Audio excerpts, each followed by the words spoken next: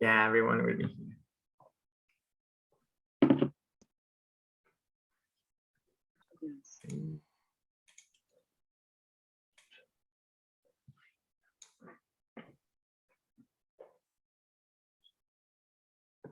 Great.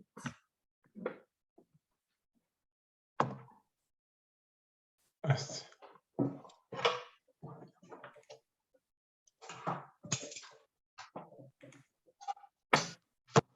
Hello, everyone.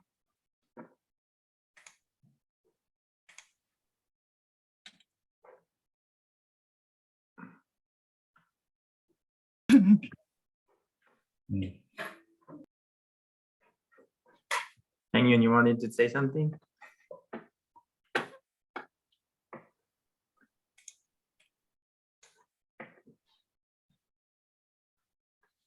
I'll just wait 1 minute so that everyone will come. Yeah, that's fine. Then I will present you. Okay.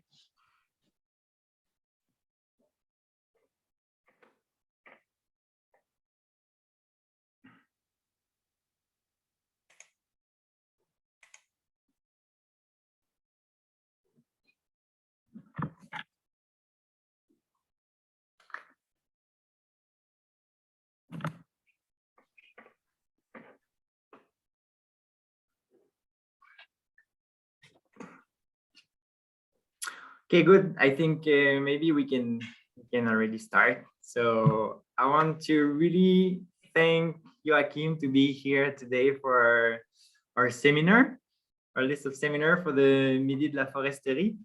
Joakim is a great researcher that we met when we were in Sweden, in Umeå, because he's a professor at the Swedish University of Agricultural Science at the Department of Wildlife, Fish and Environmental Studies. And Joakim has always been a great inspiration because he is doing like a really nice research, but he's also like such a kind and nice person that it's very a great pleasure to see him again today. And just a few words about him. He's a professor in animal ecology, founder and coordinator of the Restoration Ecology Group at SLU. And his main research interest is about conservation, sustainable use in forest ecosystem, and also include plant-animal interaction and chemical ecology. He focuses on conservation issues related to traditional and future forestry and restoration ecology. So his research are highly relevant for addressing questions related to the balance of multiple goals in forest management.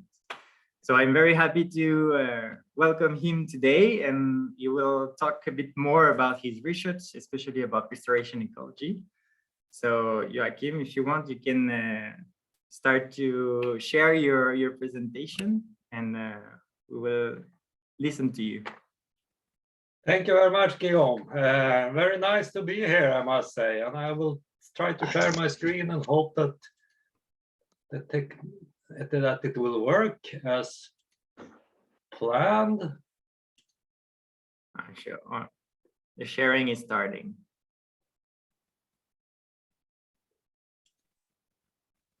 Okay. Do you see my slideshow now? Yes, of course. Or Yes, do you see my presentation mode? Do you see the right mode or? Yes. No, we can still see like all your slides.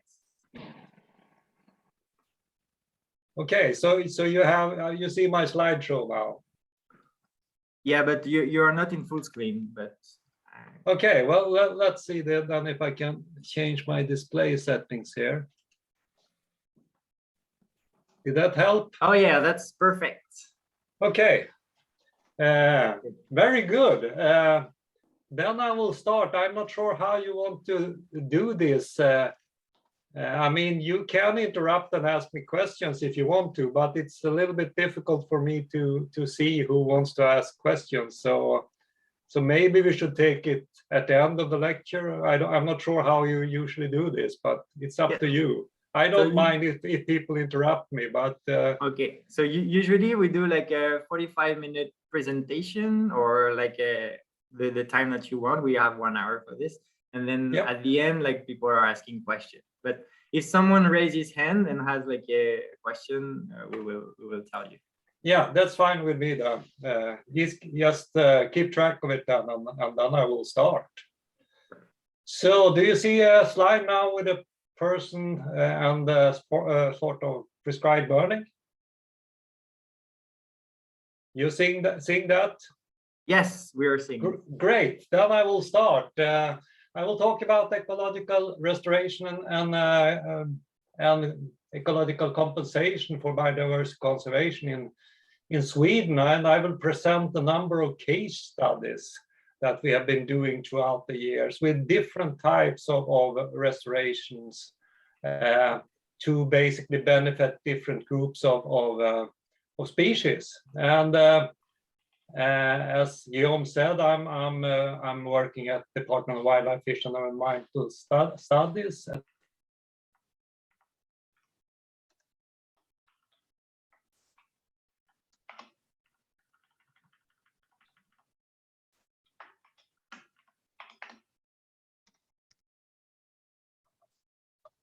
Your microphone is off. Joakim, your microphone has been muted.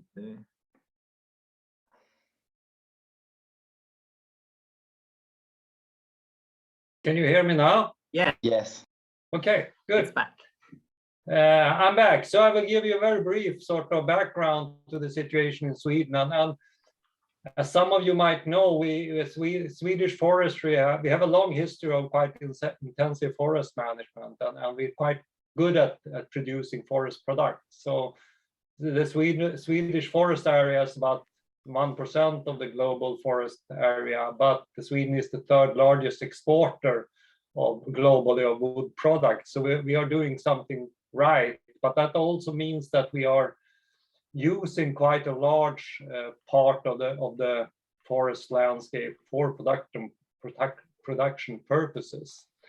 And that, of course, comes with a cost in the sense that we sort of reduce variation and change forest structure and dynamics due to the fact that we are to a very large extent using even-aged forest silviculture, and then that's sort of the main way of managing our forest. And then that leaves us often with monocultures with quite a little variation and a lack of deciduous trees and dead wood, and that has with time had sort of a negative effect of biodiversity. We're doing different things to mitigate this effect, leaving trees and sort of protecting some areas, but at the end, quite a large part of our sort of forest landscape is managed.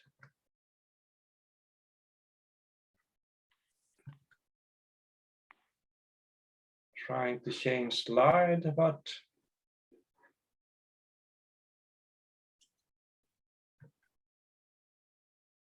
okay. So before the 50s, all the forest more or less in Sweden was managed through selective fellings. So a much sort of milder way of managing forests. But in the 50s, clear cutting became more or less mandatory. So we have had quite a fast change in our sort of forest ecosystem, from forests where we had quite little impact of forest management to forests that are quite heavily impacted. And as you can see in this figure also, we have quite a small proportion of the forest set aside for sort of as protected forest. It's about 5% or a little bit less than that, and the rest of the production forest is used for production. And then we have the voluntary set-asides that is a part of the sort of FSC certification regulations, and that's actually a bigger area than what we have formally protected. So I'm going to talk a little bit about this and suggest clever way of using these voluntary set-asides actually for conservation purposes. But that's sort of a brief background and sort of explaining why we no longer can rely on passive conservation measures to maintain biodiversity. We must sort of start assessing different methods for restoration of earlier managed forests. And the question then is how to do this. Well, restoration theory is generally based on the assumption that it is efficient to mimic natural processes and the disturbances when we restore and sort of manage forests for conservation purposes. And forest in the boreal part of Fennoscandia is structured to a large extent by forest fires, but also to a large extent of non-stand replacing disturbances, small-scale disturbances such as gap dynamics, low-intensity fires, storm gaps, pests and pathogens. And we understand more and more that these kinds of disturbances have been as important as forest fires for structuring or forest ecosystems. So if we want to mimic sort of natural processes and natural disturbances, we need to sort of mimic both these types of processes. So this leads me to the first of our projects that I will talk about, that I call case 1, and that's the restoration project. And the aim with this project was to evaluate the ecological effects of 2 different cost-neutral ecological restoration methods: prescribed burning and gap cutting. And prescribed burning should then mimic large-scale disturbances, and gap cutting small-scale disturbances. And we used low-quality voluntary forest set-asides for this purpose. So these are the sort of set-asides that the forest companies have to set aside as part of FSC's certification regulation. They need to set aside 5% of the forest area as voluntary set-asides. And they often don't have very high conservation values, but they might be quite suitable of sort of for restoration purposes.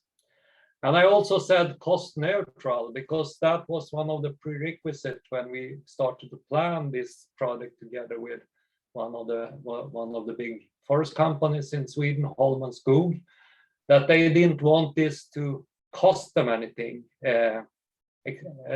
except for setting aside the voluntary set aside, but that they had to do anyway. So we did different sort of we use different tricks to do this, and I will come back to that a little bit more. But what we wanted to look at was then the effect of these 2 restoration methods for different kinds of organisms, saprophilic, wood-living insects, but also burden wood fungi, bryophyte lichens, and vascular plants. Today I will talk mainly about insects and birds. So I will talk about other things some other time. But we have also focused on a little bit on insects and birds, so that's the most relevant, I think. Yeah, so this experiment was set up in close collaboration with the forest company Holmen. And we used the before-after control impact experimental study with 30 spruce-dominated stands in Sweden. In the northern part of Sweden, you can see on this map where they are situated. And just examples of the gap cuttings that were done with the standard harvesters that also created dead woods on different types when they did these gap cuttings. And in half of the gaps, we created dead wood, and the other half of the gaps, the trees were extracted to pay for the sort of restoration treatment. So half of the gaps, we had a lot of dead wood. Half of the gaps, the dead wood was cleaned out to pay for the machines. And the picture below is prescribed burning. And also in that case, they took some of the trees out before they burnt area. And that's something that they usually do to sort of make the forest stand dry up a little bit faster, so they can actually get it dry enough to burn it. But that also provided them with some money for the trees that sort of paid for the treatment and for doing the burnings. So this actually didn't cost the forest company anything. It was cost neutral in the end. Okay, so this is what it kind of looked like after treatment. You can see up on the left-hand corner there was a forest stand that's been burned, and this is about what it looked like afterwards. So the burns varied a little bit in how intensive they were. Some of them were quite intensive, killing most of the trees. Other was a little bit less intensive. It's difficult to control this altogether. And in the left hand corner, we see a stand with the gaps sort of mark in the stand, and the gaps covered about 20% of the stand. The rest was sort of left intact. And this is a picture of a gap where we left the deadwood, create the deadwood in different ways.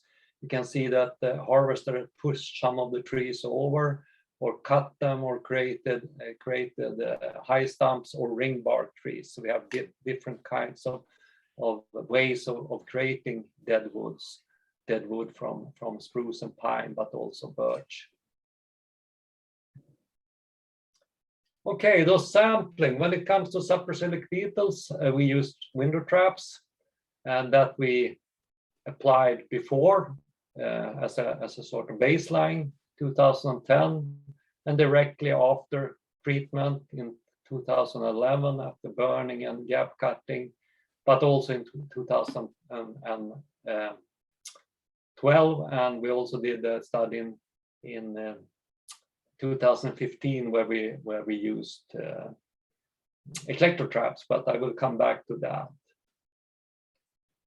So this is just a figure showing the beetle response, and here you can see this is an NMDS plots, and for those of you that's not familiar with those, they show the sort of community composition at one specific stand, depending on sort of treatment. And the closer these dots are together, closer they are together with each other, the more similar are the communities. So as you can see, before restoration in the left figure, we don't see any difference between the stands that will later belong to different treatments, but that is before the stand was burned or cut or gap cut.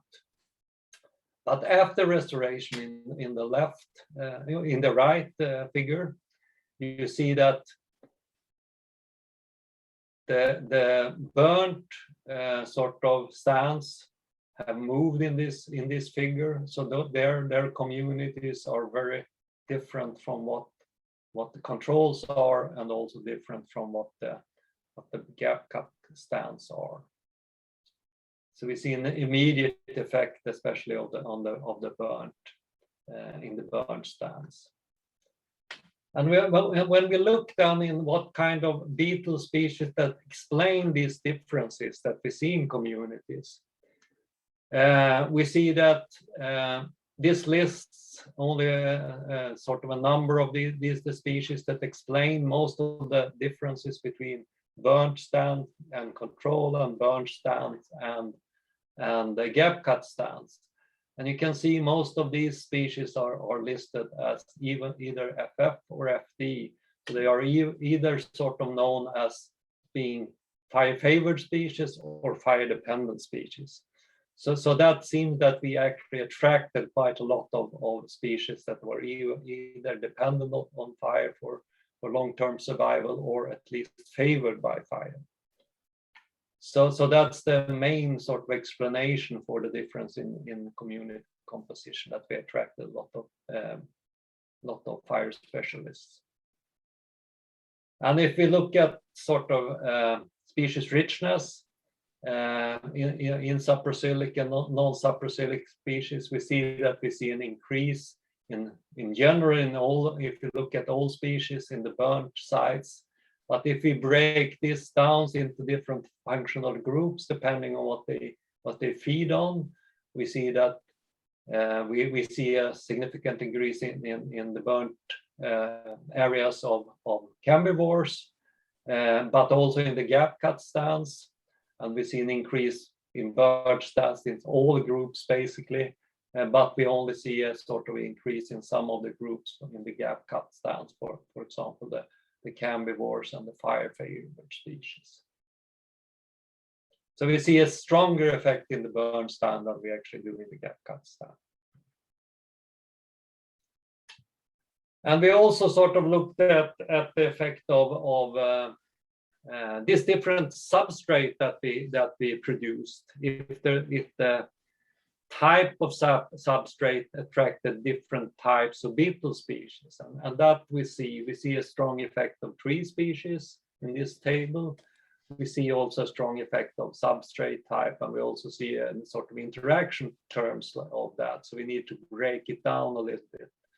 And we can see that we see difference between pine and spruce and birch and spruce, but we also see difference depending on whether or not the trees had been girdled or clear-felled or pushed over, and the biggest difference is for spruce, and especially between standing and laying down dead wood. That seems to be sort of the major effect, that whether or not the dead wood is standing or down attracts different communities basically. So that means that we need to sort of provide habitats and substrate for many different species of saprosylic beetles. We need to provide quite a lot of different types of deadwood substrates also. It's not enough to sort of just provide one type if you want to maintain intact communities. We made a small study of a sort of less well-studied group of insects, also the flatbugs, aradids, and sorry, this is in Swedish, I realize now, but this is the burn sites, that is the gap cut stands, and this is the controls. And you can see that we mainly find this group in burn sites, also a little bit in gap cut sites, but not in controls at all. So many, we have 18 species in Sweden. This is a very small group. Quite many of them are rare and red listed. And many of them are pyrophilous species, but our results indicate an even more species that we might have known is actually favored by fire, but also to some degree of gap cutting and the amount of, quite high amount of dead wood that we produce there. Okay. Let's move over to birds then. Martin Versluis did his PhD in our group and in this, using this experiment. I'm not sure if he's in Canada and listening on this, but anyway, I borrowed some slides from him, and I thought I would present a little bit about the bird studies that he did. And he used the same experimental setup basically, but he added nature reserves also to this original setup to get sort of an additional types of stands. And this is an MDS plots or PCA, and you can just see here that the rectangles are the burn stands, and they stand out in that sense that they have a different community of birds than the gap cut, the controls, and the natural reserves. So we saw a strong effect of burning on bird assemblages, or Martin did. And Of course, fire will favor some species, but it will also disfavor some species, exactly as with the beetles. So it favors tropical migrants, ground nesters, young forest specialists, birds finding food in stem and barks, for example, tree piplets and redwings. But it also disfavors birds that feed in tree crowns and birds that nest above ground, like the golden crest, for example. Okay, he also studied the body using a nest box study, also studied body condition in flycatcher nestlings, and he found that the body conditions were better for nestlings in the burned stands than in the gap cutting controls. So it also sort of influenced the conditions of nestlings and then reproduction, the restoration treatments. So just to summarize this then a little bit briefly, prescribed burning had a strong effect on the insects and birds, might not have been that surprising. It favored fire-dependent species, but it also disfavored species connected to old-growth forest characteristics and forest continuity. And that should, of course, be remembered if we decide to do prescribed burning, that there might be some quite many species that are disfavored by this treatment. So we need to use it with care. Gap cutting increased species richness and abundance of saprosilic species, primarily due to an increase in early successional light demanding species. But at the same time, it maintained many of the, or most of the old growth associated species, thus increasing overall species richness. The forest company that we collaborated with got verification that these kinds of restoration measures benefits biodiversity, and this might be a good way of utilizing their voluntary set-asides. So they now implement these measures in the conservation measures in voluntary set-asides. So it's getting used, and that I think is a really good thing. So voluntary set-asides, as they work in Sweden, I think could serve as an important tool for forest restoration, and especially for building green infrastructure, because these voluntary set-asides are quite well dispersed in the forest landscape, and can be sort of used for connecting, for example, protected areas by restoration and providing green infrastructure. Okay, I will move on to case number 2. And this is ecological restoration for an umbrella species, white-backed woodpecker. And this is specifically to look at the impact of saprosilic insects. And this map shows the historical distribution of the white-backed woodpecker, that once was quite common already as late as the beginning of 1900. It was quite well distributed in Sweden and quite common, but they decreased quite dramatically in distribution and density. And in the late 90s, beginning of 2000, they were just a sort of handful breeding pairs left in Sweden. And the main reason for this, what is quite well established, I think, is that there's been a dramatic increase in deciduous trees and dead wood from deciduous trees, because the woodpeckers eat the larvae in deciduous trees. And they also have quite large home ranges, so they need home ranges to maybe up to 600 hectares or something like that, with quite good habitats to be able to maintain sort of population and breed. So already in the 90s, they started a program to sort of restore areas and forests for the white-backed woodpecker. And this is probably the biggest restoration sort of program in Sweden. I think it's probably by now about 10,000 hectares or something like that has been restored for the white-backed woodpecker. So, so this is a sort of interesting large-scale restoration effort in Sweden for the white-backed woodpecker. And as this sort of umbrella should indicate, the white-backed woodpecker is suggested to be an umbrella species also, so that if we sort of restore habitat for this species, we will also sort of help a lot of other species that might be threatened by modern forestry. So I guess that you all know how the concept of the umbrella species works, but basically umbrella species are sort of often species with quite strict demands on their habitat, but also demands on large habitats. So if we sort of provide good habitats for an umbrella species, we might also provide good habitats for many other species that have similar habitat requirements, but maybe needs much smaller habitats. So that's the basic concept of an umbrella species.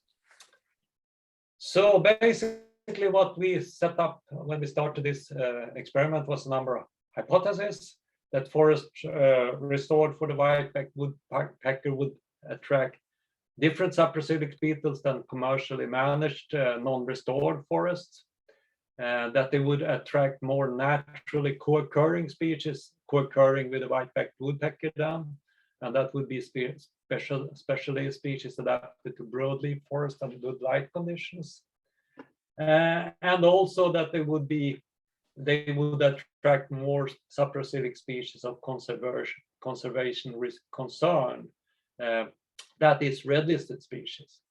And then we also know quite well what the white-backed woodpecker likes to eat. So we also predicted that they would attract more prey species that would potentially be used by the white-backed woodpecker. So this study was conducted, as you see in the map on the left, further south and southwest in Sweden, in the county of Värmland. And this is an area where I don't know if you remember, but where the sort of white-backed woodpecker had a stronghold for a long time and was able to have population quite recently. So it's a suitable area, and it's also an area where they have restored quite a lot of forest land for the white-backed woodpecker. And what they do is they basically take commercially managed forest overgrown by normal Norway spruce, but that contain quite a lot of deciduous trees. And then they selectively harvest the spruce trees. And sometimes, like in the middle picture, they leave the spruce trees on the ground. Other times they remove the spruce trees and use them for other purposes, pulping and things like that. And they also often create dead wood so that the woodpeckers will have some place to find their favorite food, which is insect in the dead wood. So this is basically the setups that we had sites that were, so this is a control impact study. So we had sites that were restored, and then we had controls that were sites that had been identified and should be restored, but hadn't been restored yet. So they were very similar to begin with, but one group, the restored, had been restored, the other ones hadn't still to be restored. And again, this NMDS plots, you can see that there is a clear difference in the sort of distribution of this dots in this diagram, indicating that the restored, the community structure in the restored stand was different from the controls. And we did these analyses both for sort of presence-absence data and abundance data, but they show very similar results. Okay, then we wanted to know then what kind of species were benefited by these restorations. So we divided our sort of saprophilic beetles into groups based on the knowledge that we had on them. So we had some groups that we knew were favored by sunlight and sun exposure, some that were favored by shade, and some that we thought were favored by both, and some that we didn't really know. So we had these 4 groups. And as you can see in these figures, that we saw a significant increase in the sun-favored species in the restored sites compared to the non-restored, both with respect to species richness and abundance. But on the other hand, we saw a decrease in the shade-favored species in the restored sites, just because they became much lighter, probably. Same thing, we also divided them into species that we know were associated with broadleaf trees, and the bottom figures, or coniferous trees, or both. And we saw that we got a higher species richness of species that were favored by broadleaf trees or living on broadleaf trees in the restored sites, which was what we could expect, of course. And we also saw a slight indication of the same in abundance, but we don't find any significant difference there. Species of conservation concern, same thing there. We saw an increase in both species richness and abundance of red-listed species in the restored sites. And finally, this is from another study, but quite similar, where we looked at the importance of prey species, and you can see that we find an increase in prey species both the first and second summer after restoration, both for prey species associated with broadleaf trees and coniferous trees. So we also got more sort of prey species. So forest, when it goes back to our hypothesis, then we found support for our first hypothesis that we find different communities in restored and non-restored. We find more species adapted to broadleaf forest and good light conditions. In the restored ones, we find more red-listed species, and we found more potential prey species for the white-backed woodpecker. So the question is then, well, is the white-backed woodpecker doing very well in Sweden today then? No, it's not. It's basically almost the same situation as in the early 2000s. We still just have a handful of breeding pairs. And my PhD student, David Bell, come up with this quite nice figure, I think, to try to explain this. Having temporal and spatial scales on the axis to sort of try to explain why we see the kind of quite fast and strong response in the wood inhabiting beetles, but no response at all, more or less, in the white-backed woodpecker. And we need to understand that the white-backed woodpecker sort of, it isn't enough to restore single stands. They need large home ranges of sort of good habitats. And that takes time to create. So I think that with time, when we have more and more sort of restored place in a larger landscape, it creates a better sort of situation for the white-backed woodpecker. And that also means that this will take time. So eventually we might see benefit for the white-backed woodpecker, but it will take much longer than for the benefit for the saprophilic beetles.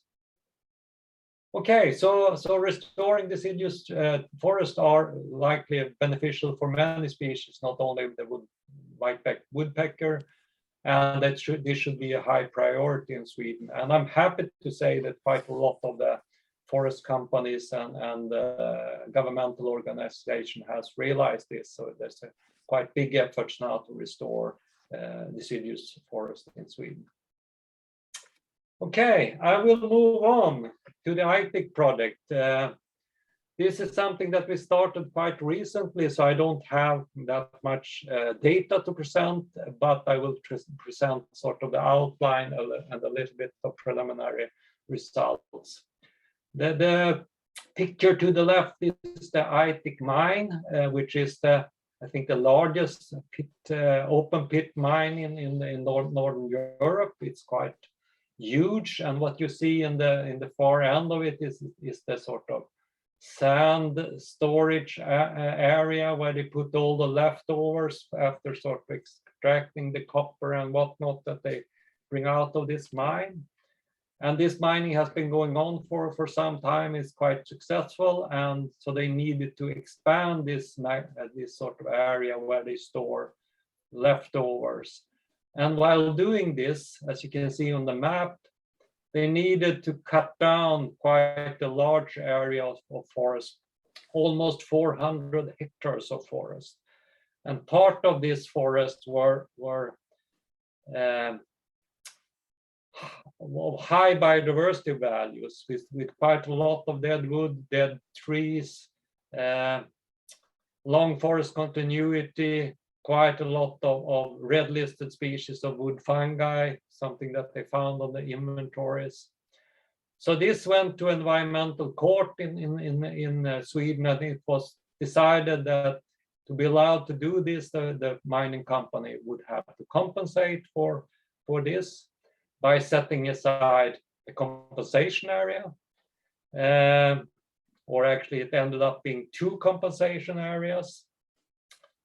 But yeah, this is just a picture of the different sort of red listed species that were found in this impact area that was going to be cut down. But not only that, they were also told that they had to move dead trees from the impact area with species, insects, wood fungi, lichens, bryophytes, from the impact area to the compensation area, because there wasn't any area good enough to compensate for the sort of area that they were going to destroy. And this is a kind of interesting methods that been sort of tested a little bit in pilot in Sweden, and that we have been interested in for some time, but then this opportunity came to actually test if this works. And this is kind of a way around the field of dreams dilemma that we often struggle with when doing restoration. Because when we do restoration, like in the early restoration experiment that I've been telling you about, we create sort of good habitats for species. And then we hope that they will find their way there. But that might not happen because the landscape is so fragmented and the species are not really around close to the area where we create good habitats. So that is a sort of thing that we struggle with. And Field of Dreams have got a name after a film with Kevin Costner, actually, but that's another interesting story that I might tell you sometimes when I have more time. But anyway, we learned about this and got in contact with the companies, both forest companies and the mining company, and asked if we couldn't sort of do this in an experimental way to try to evaluate how well this actually works. So what we did then is that what they did was that they sort of selected dead wood that they were going to translocate. They marked everything very carefully: tree species, decomposition stage, standing or lying dead wood, etc., and moved it with lorries to the compensation area, and then put it out on experimental plots in different densities and also controlled plots without sort of dead wood, using a small forwarder to minimize damage to the ground layer and things like that. So yeah, I think I'm running out of time, so I will skip that and go directly to sort of the experimental setup. So this is the impact area, this is the compensation area. We also had a reference area that was sort of a double control to the controls that we had in the compensation area. There are also a second compensation area that I told you about, but we're not really working there with our experiments. So this is how we did it. We had 30 plots, 10 that didn't receive any translocated deadwood at all, 10 that received 16 pieces, and 10 that received 48 pieces. And these were quite small plots. They were 5 meters in radius, 30 meters in diameter. So it ended up being quite a lot of deadwood put into these experimental plots. And we also had the reference landscape and some fresh substrate that were produced on site, so that the species that we moved actually would have some fresh substrate to colonize when they got there. Okay, so we evaluated cost based on time studies, and we identified that the cost for translocate a log was 465 Swedish crowns, with an additional 350 crowns due to the fact that we're doing the experimental study, which means that we had to mark the logs and do a lot of other stuff that you wouldn't have had to do if you just were going to move them. So the biggest time cost was associated with selection, extraction, and insertion of logs, whereas the road transport, transporting them from the impact area to the compensation area, was very minor. So we really don't need to bother about that. We could have transported them quite a long distance without that adding to the cost. So I will skip that figure and then just show the timeline. This is the setup. In 2017, we did some baseline measures with window traps. We did inventories of forest structures, trees, and plants, and then we did emergence traps on the translocated deadwood. 2018, 19, 21 bryophytes. 18 was kind of the baseline for bryophytes, and then we follow this up 2021, but we also do the license in 2022. We used 2 different types of traps, emergence traps and window traps for insects, and we did inventories of the other groups and also DNA for polyphores. So this is just what we sort of collected so far for polyphore bryophyte license in insects. The invertebrates, we have much more data now, so we probably have at least 100 more species and 10 times as many observations than when I did this figure. Okay, so this is just showing how much deadwood we actually added. This is the deadwood volumes in the impact area, and this is the deadwood volumes in our control and medium size and high density size. And as you can see, we reached level of deadwood that was above what we had in the impact area. So we were able to compensate well for what the densities were that we had in the impact area. And this was also the case if we scaled up this to 1 hectare plots. But of course, if we would have scaled it up to the entire landscape, which was 167 hectares, the additional deadwood that we put in the plot is a very little sort of part of what the deadwood in the landscape. So if we want to compensate for deadwood loss in the whole landscape, we need to put much more logs there. But that's another story. That was never the aim. Okay. So we looked also on the deadwood diversity and compared sort of the impact area with the compensation area. Just briefly, we had more standing deadwood in the impact area and more salix deadwood in the impact area than we actually had in the compensation area. But we had, on the other hand, more big diameter deadwood in the compensation area, but mostly in the decay class 1 and 2, because that was what we moved. We didn't move any sort of decomposed wood in 4 and 5 because we couldn't, because they would break down. So that's a problem. Okay, yeah, very briefly then. So we could compensate deadwood when it comes to density and to some degree diversity also, but we need to be able to find ways of sort of moving later decomposition stages, and also deadwood from broadleaves if you want to sort of fully compensate for the loss in the impact area. Okay, very briefly, the last kind of slide, and we have looked very briefly on the effect on the beetle community also.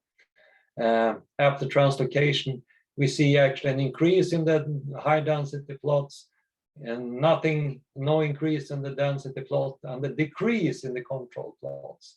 And I think that just is due to the fact that 2018 was a very strange year. It was a very dry year.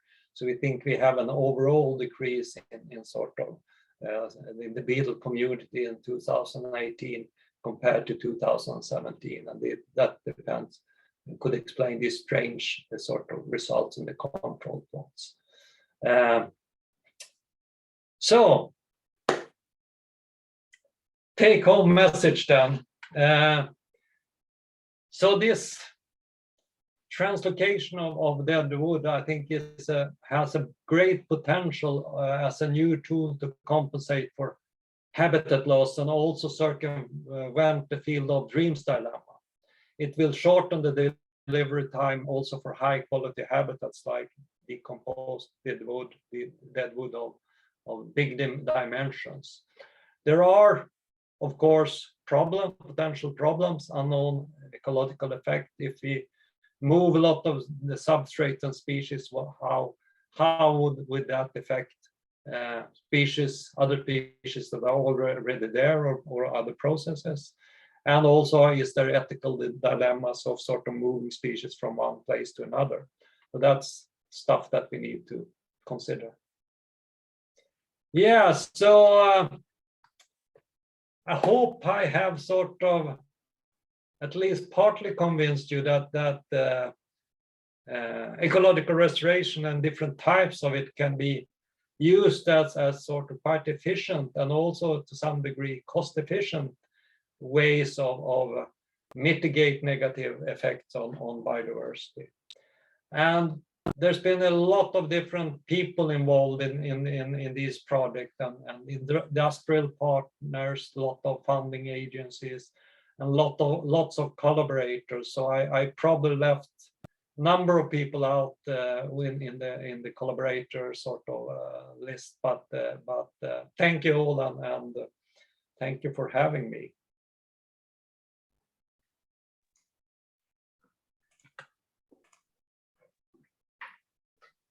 Thank you very much, Joakim, for this amazing presentation. I will stop sharing now. Exactly. So does anyone in the room have some question for you, Joakim?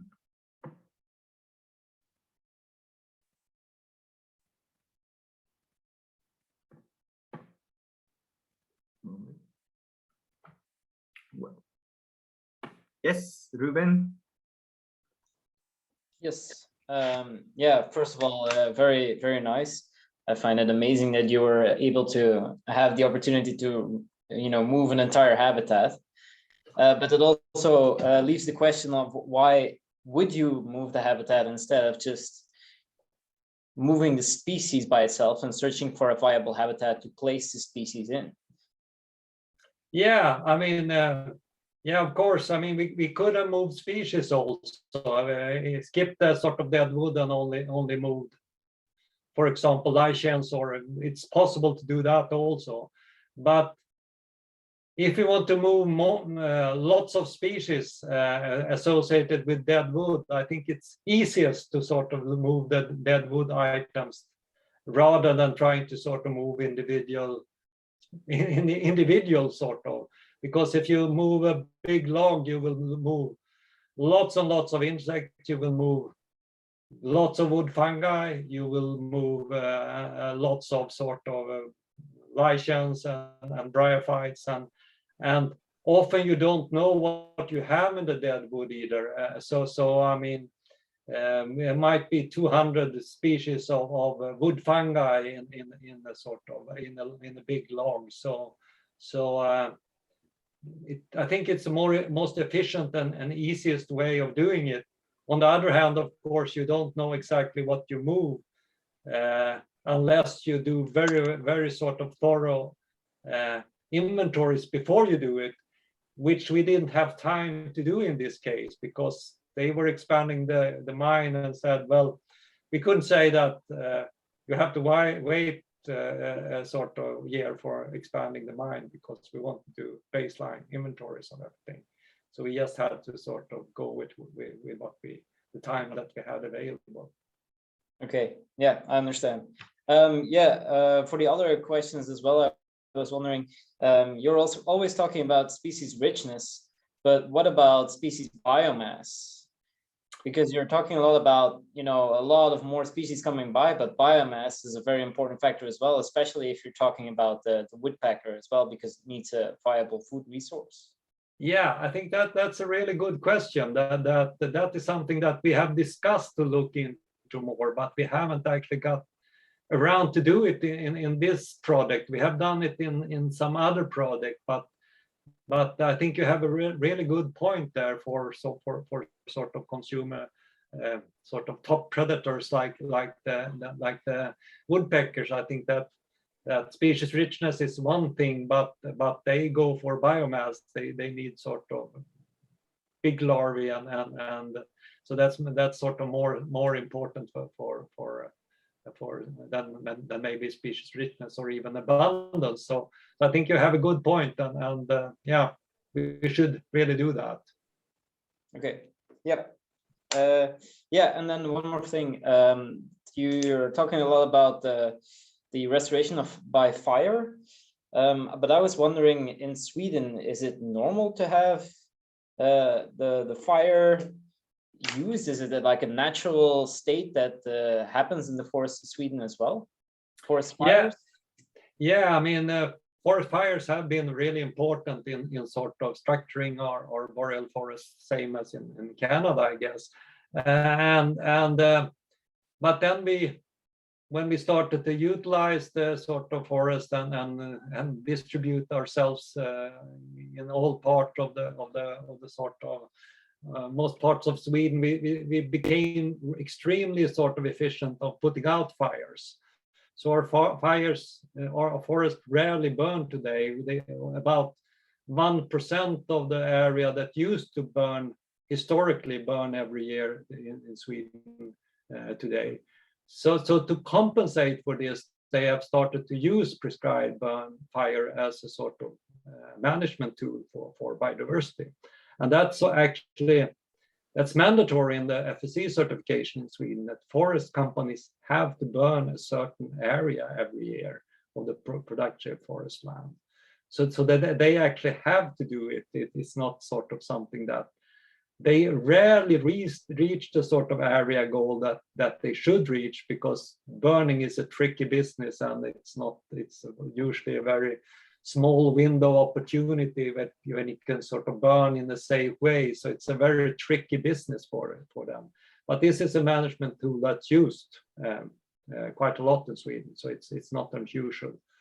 We are a little bit, I guess, different in that way, but that depends on the fact that we have so few natural burns, the natural wildfires today in our forest ecosystem.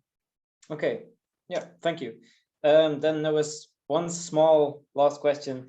You also did, on one of the slides you said that you had a nest box study, but which bird species was that? Which because nest boxes are different per species. Yeah, that was the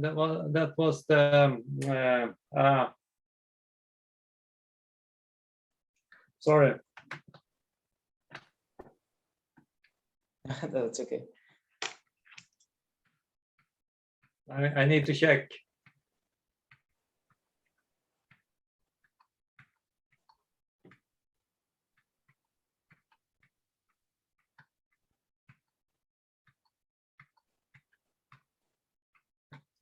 Pied flycatcher, sorry. Ah, yeah, okay. Pied flycatcher. Okay, yeah. Yeah. Thank you. Yeah. So it's for a single bird species. Yeah, not- it's a single bird species. Yeah. Yeah. Thank you so much, and very nice presentation. Thank you. Miguel. Yes, can you hear me? Yep. Joaquim, thank you to be here today. It's an honor to see how one person that represents the ecological restoration project doing in our countries can share with us one life of many crazy, nice experience in research. I want to say that I want spending two years of my life in his group. 2 years wonderful, working with moose and modeling, and with many other projects. I would like, Joaquim, that you present also a little bit more about a new project that you got with the Amarit, I think, rewilding Europe. Is possible something like this? Sorry, one more time. Do you know that you have a new project that is rewilding Europe or something like this? I think so. It's possible.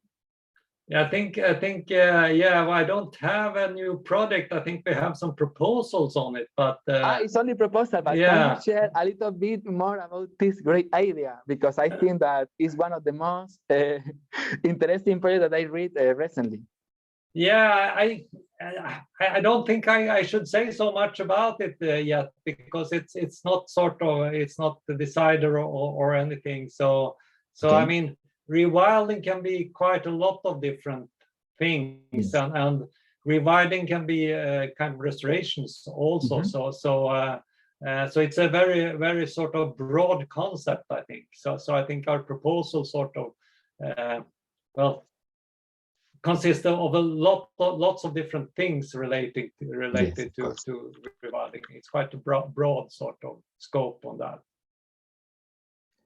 Okay, I want that, based on your experience in our countries and the state of biodiversity there after the forest exploitation during centuries, can you let us to know your opinion about how is the state of Canadian boreal forest or the difference between Canada and our countries?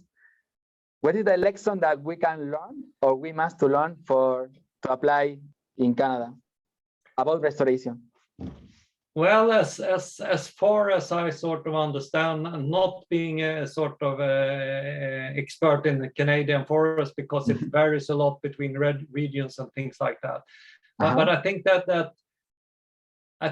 the biggest difference in sort of the situation for biodiversity and related to forest management and other types of land use is that you have quite a lot of sort of natural or semi-natural forests still left in large parts of Canada, and I think that our forest landscapes are sort of in general much more heavily used, the whole forest landscape. You have huge areas where you have sort of more or less sort of natural forest situation still, and I think that's very beneficial in the long run, that you try to sort of keep it that way, I think, because we don't have that much sort of natural area left, and most of our protected areas. You have natural forests. Yeah, we have natural forests, but mostly in the mountain areas, which is very low productive forest and not really sort of representative for the boreal or the forest in Sweden. So I think that might be a difference in the situation between Sweden and Canada. Otherwise, I think that the the way we utilize our forests are quite similar. You are also very efficient in sort of utilizing Canadian forest and sort of producing different kinds of forestry products. So in that sense, I think it's quite similar, but you still have more sort of intact, more or less natural forest left in huge, bigger areas than we actually have in Sweden. I agree with you, because here in Canada we have 40% of the natural forests are natural forests yet, but also the deep wood amount that we have in the forest right now is 5 or 10 times higher in compared with Europe. For this reason too, and the complexity too, we have not so much plantation yet.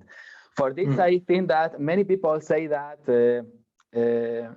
that restoration is only for the place like North countries and place where the homogenization and forest simplification increase around centuries of forest exploitation history.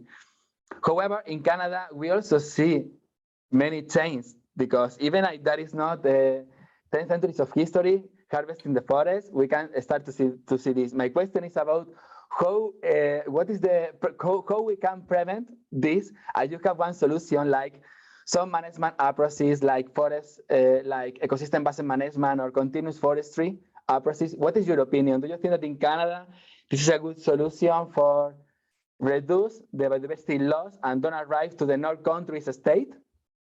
Or yeah, I think that looking at the sort of situation in Sweden, where we have had very intensive even-age forest management sort of as the model throughout the forest, I think that it might be important to have a bigger toolbox already from the beginning, and sort of have different kinds of uneven-age forest, continuous cover forest sort of methods, and try to sort of use those in a landscape in a more diverse way than we have done in Sweden, because now we are moving in that direction, but yes, but now we have quite little sort of natural forest left, and transforming forest that's been clear cut and or monocultures to sort of continuous cover forestry takes time, and that's sort of a long process. But if you have sort of semi-natural forest to begin with, it's much easier to sort of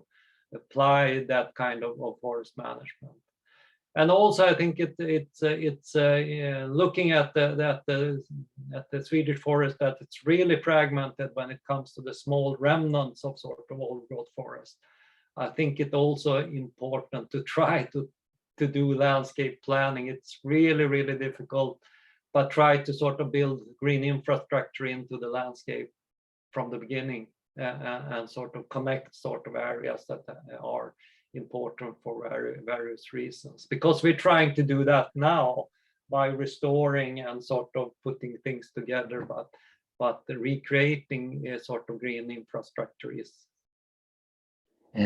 more difficult than a sort of long-term project, comparing if we would have sort of tried to do it while we still had sort of semi-natural forest left. Joakim, what is for you the biggest challenge of ecological restoration in the future or facing climate change so far today? Yeah, I think that's really that is a really tricky question, because climate change is sort of is the most important issue, I think, now in the forest sector also. So there's quite a strong polarization, I would say, in the sort of forest debate now, between those that say, well, we must use the forest much more than we do now. We must cut more, we must sort of use all the necessary tools to increase production, and everything else sort of have to stop and come to a halt. And I think that's the tricky question now, that try to sort of balance the climate aspect and the biodiversity aspect. Because I think we need to address both things at the same time as far as it's possible, and find synergies where we can do both, where we can both sort of reduce the impact, mitigate climate change, and potentially also sort of mitigate biodiversity issues.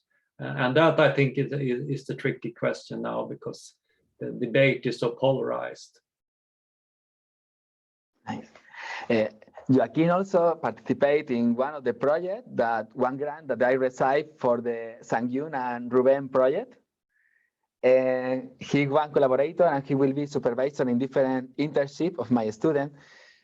I would like to know for you, now that you are in the almost retreat of your career, even though one scientist never arrived to the retreat, because the brain always remain in life.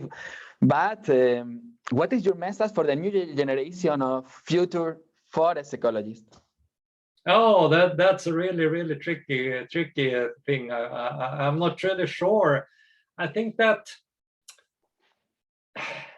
yeah, I mean, it will sound quirky, I think, but in a sort of, in a landscape where polarization is getting more and more apparent, I mean, in media and everything, I think it's really important to sort of keep objectivity. If we as scientists are not objective, yes, who are going to be objective? I mean, yes, I think that's a really important issue, and of course, continue doing good science and sort of keep a scientific mindset. I think that's really important, and stay positive. I mean, try to sort of find a way of solving problems.